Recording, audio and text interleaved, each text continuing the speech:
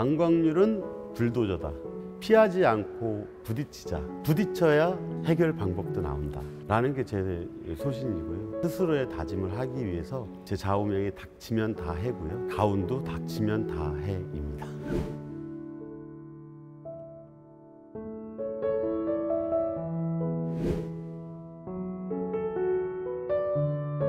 정치와 인연을 맺게 된 거는 시흥에 이제 백원우 국회의원이라고 전 국회의원하고 인연으로 제가 백원우 의원님의 청년위원장을 맡으면서 이 정치의 인연을 맺게 됐고요. 그때 당시 저희 아이가 이제 초등학교 다닐 때인데 호리초등학교라고 시흥에서는 좀 시골 동네 학교예요. 그러니까 아파트 단지에서 학교까지 한 3km 정도 떨어져 있어요. 그래서 그 학교가 이제 대중교통편이 없다 보니까 예전에는 학원 버스들이 태워오고 태워다 주고 이랬는데 이게 이제 사고가 난 거예요. 사고가 나서 이대로는 안 되겠다. 시흥시에서 교육청에 부탁을 해가지고 이제 매칭 사업으로 스쿨버스 지원 사업을 했었어요. 그게 이제 쭉 이렇게 해오던 차에 갑자기 교육청에서 예산을 못 주겠다 이렇게 된 거예요. 그 이유는 뭐였냐면 버스 공영차 고지가 그 학교 인근으로 이제 생기게 됐어요. 그러면서 이제 버스들이 다니니까 이제 스쿨버스 중단하겠다 이렇게 된 거죠. 그런데 이제 거기에 문제는 학교로 가는 진입로 쪽에 공장들이 많았어요. 소규모 공장들이 많았고 인도 설치가 안 돼 있었습니다. 그러니까 아이들이 내려서 거기까지 학교 오는 동안 안전하지가 않죠. 그래서 저는 그걸 계속 유지해야 된다라고 했는데 교육청이 일방적으로 통보를 해버린 겁니다. 그래서 제가 학부모님들을 끌고 시흥교육청 또 경기도교육청을 그때가 아마 김상곤 교육감 시절이었을 것 같은데 집회를 하고 그랬죠. 그래서 결국엔 제가 그걸 쟁취해냈는데 내가 직접 이런 것들을 좀 나서서 한번 해결해 보자 그런 욕심이 생겼어요. 그러면서 정치에 대한 생각을 갖게 됐죠.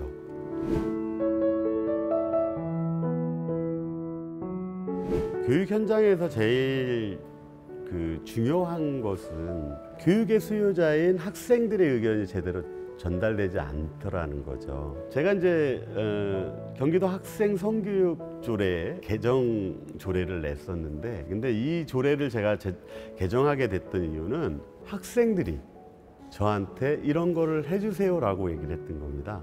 학교의 성교육이라는 것이 교과 과정에 다 묻어 있어요. 그러다 보니까 학생들은 성교육을 받았다라고 생각을 안 해요. 그래서 이건 되게 심각한 거다. 그러니까 중요한 거는 아이들 입장에서 볼 때는 학교에서도 성교육이 제대로 이루어지지 않고 있고 집에서도 누군가가 성에 대해서 얘기를 해주지 않는 겁니다.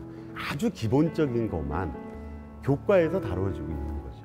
그래서 실질적인 아이들의 성교육을 학교에서 맡아서 해야 된다라는 생각을 하게 됐습니다. 그래서 개정 조례안을 냈는데 토론회도 했습니다. 많은 수기 과정도 거쳤고 TF도 했었고 직접 학생들, 학부모 다 참여해서 토론회를 하는 과정에서 대부분의 학부모님들이 왜 그런 걸 학교에서 가르치냐. 아직도 우리 부모님들은 성이라는 거를 가둬놓고 있더라는 거죠. 근데 우리 아이들은 안 그렇습니다. 그렇다면 우리가 아이들이 건전한 성 문화를 배울 수 있게끔 해줘야 된다, 학교가. 그래서 그걸 개정했는데 청소년들한테 좋은 반응을 얻었습니다만 학부모님들한테 많은 욕을 먹었던 그런 기억이 있네요. 국공립이라는 유치원에서는 지금 무상교육을 하고 있습니다. 그런데 지금 사립유치원을 다니는 아이들은 비용을 내죠. 누리과정비 외에 유치원비를 별도로 냅니다. 여기 지금 사립유치원에 다니는 아이들도 다 공립 다니고 싶죠. 근데 그런 시설이 지금 안 돼 있는 거잖아요, 수요가. 그런데 이 아이들은 돈을 내고 다녀야 된다? 이거는 교육의 형평성에 맞지 않는다고 생각했습니다. 그래서 내년부터라도 만 5세부터 무상교육을 실시하자. 사립학교들도 우리나라 교육 여건이 안 좋았을 때 사립학교 법인을 만들어서 해왔던 거 아닙니까? 그럼 유치원도 사립학교에 준하는 정도의 지원을 해줘야 된다. 사립유치원도 똑같이 국공립이 생기기 전에 그렇게 받쳐왔던 우리의 교육기관이었어요. 필요할 땐 교육기관이고 처벌을 할 때는 교육기관을 인정하지 않는 이런 불공평한 거는 저는 맞지 않다고 생각합니다. 제가 사립유치원을 두둔하는 것이 아닙니다. 사립유치원에 다니는 아이들도 좋은 환경에서 양질의 교육을 받을 권리가 있습니다. 국공립에 다니는 아이들과 차별받으면 안 된다고 저는 생각합니다. 저는 그런 취지에서 분명히 말씀을 드리는 겁니다.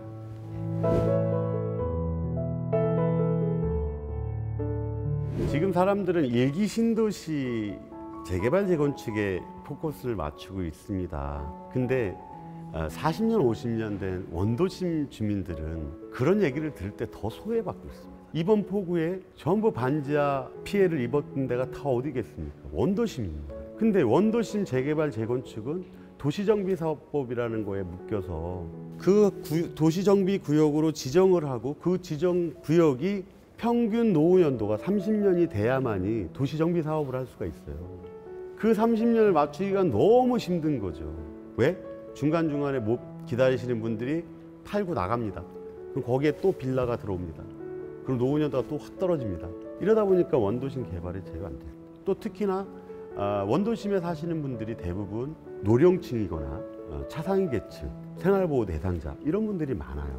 이분들이 거기 아니면 또 갈 데가 없어요.